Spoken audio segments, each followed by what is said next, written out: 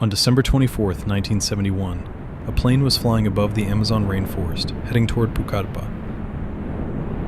But soon, it would be struck by lightning, causing one of the deadliest lightning disasters in aviation history.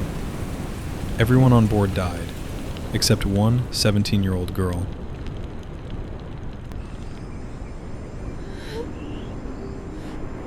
Juliane Koepcke was born in Lima, Peru, on October 10, 1954. She was the only child of two German zoologists, Maria and Hans Wilhelm Koepcke. Her parents worked at the Museum of Natural History in Lima when she was born.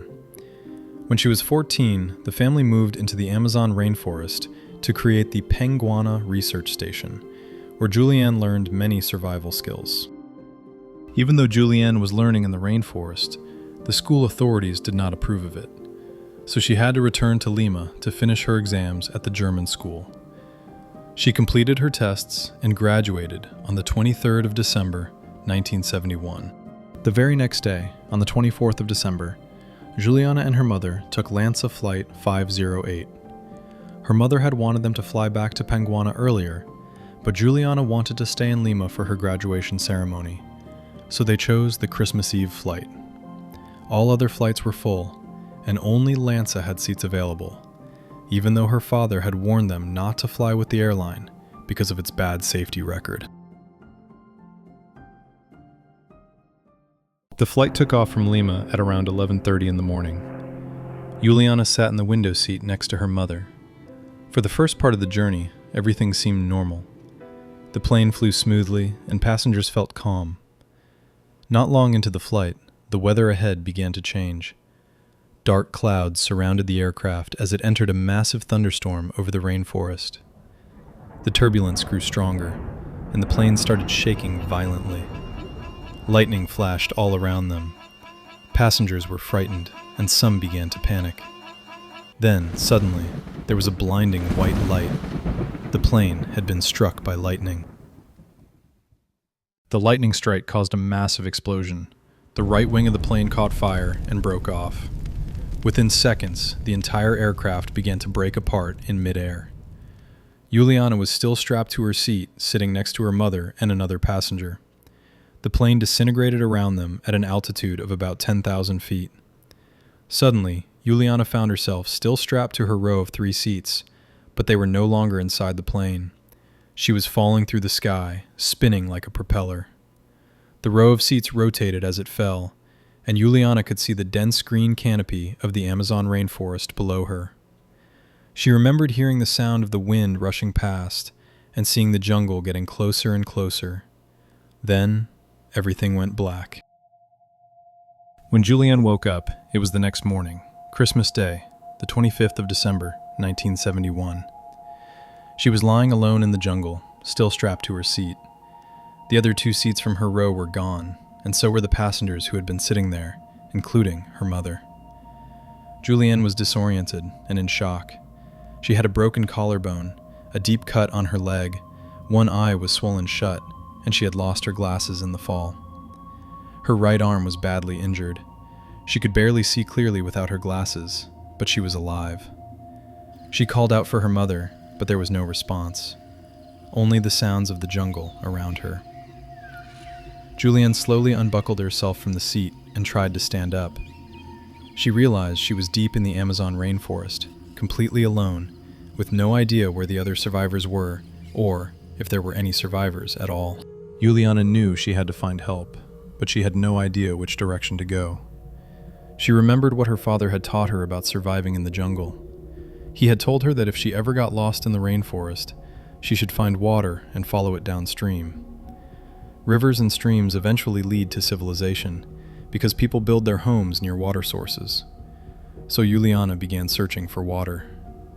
She walked carefully through the dense jungle, listening for the sound of running water.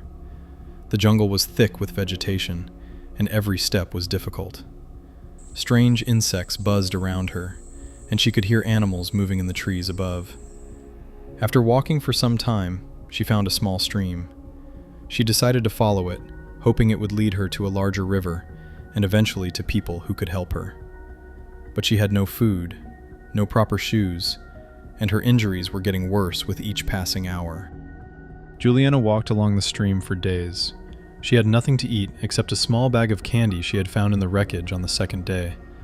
The jungle was extremely hot and humid during the day, and cold at night. Her wounds were not healing. Instead, they were getting infected. Flies had laid eggs in the deep cut on her arm, and maggots were growing inside the wound. She was in constant pain, but she kept walking. She drank water directly from the stream, even though she knew it might make her sick. On the fourth day, the small stream joined a larger creek. Juliana felt a small sense of hope. This meant she was going in the right direction. She continued following the water downstream.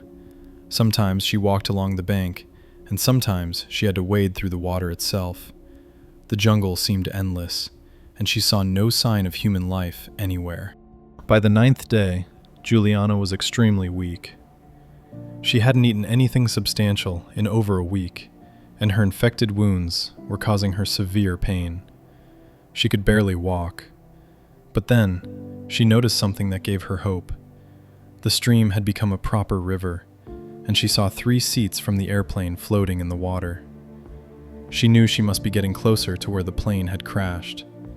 As she continued walking, she suddenly saw something that made her heart sink. She found a row of 3 seats stuck upside down in the ground, and beneath them, she saw bodies. One of them was a woman, and for a terrible moment, Juliana thought it might be her mother.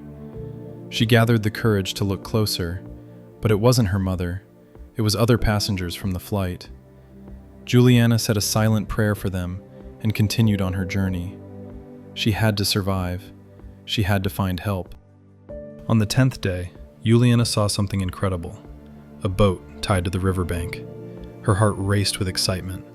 Where there is a boat, there must be people nearby. She looked around and spotted a small shelter with a palm leaf roof just a short distance away. It was a simple hut used by local loggers and hunters. Juliana walked toward it, hoping to find someone inside, but the shelter was empty. The people who used it were not there. She was disappointed, but at least she had found shelter. Inside the hut, she found a small outboard motor and some diesel fuel. Juliana remembered something else her father had taught her. Diesel fuel could be used to clean infected wounds and kill parasites. She took the fuel and poured it directly into the deep cut on her arm where the maggots were growing. The pain was unbearable, and she counted as more than 30 maggots crawled out of her wound. It was horrifying, but necessary. After treating her wound, Juliana rested in the shelter, hoping the owners would return soon. The next morning, on the 3rd of January 1972, 10 days after the crash, Juliana heard voices. 3 local loggers were returning to their shelter. When they saw her, they were shocked and frightened. Juliana was covered in dirt and blood. Her clothes were torn, and she looked like she had been through hell. The men thought she might be a water spirit or some kind of forest ghost, but Juliana spoke to them in Spanish, explaining that she had survived a plane crash. The loggers could barely believe what they were hearing. They gave her food and treated her wounds as best as they could. The next day, one of the loggers took Juliana on a 7-hour canoe trip down the river to the nearest village called Tornavista. From there, she was taken to a local missionary station, and finally, she was flown to a hospital in Pucallpa. News of her survival spread quickly. Juliane Koepcke had survived a fall from 10,000 feet and 11 days alone in the Amazon rainforest. She was the sole survivor of LANSA Flight 508. If you like this story, please like and subscribe to our channel. And in our next video, we're going to delve into another incredible story of a man who got stranded on a mountain for 43 days and survived against impossible odds. Until next time, stay curious.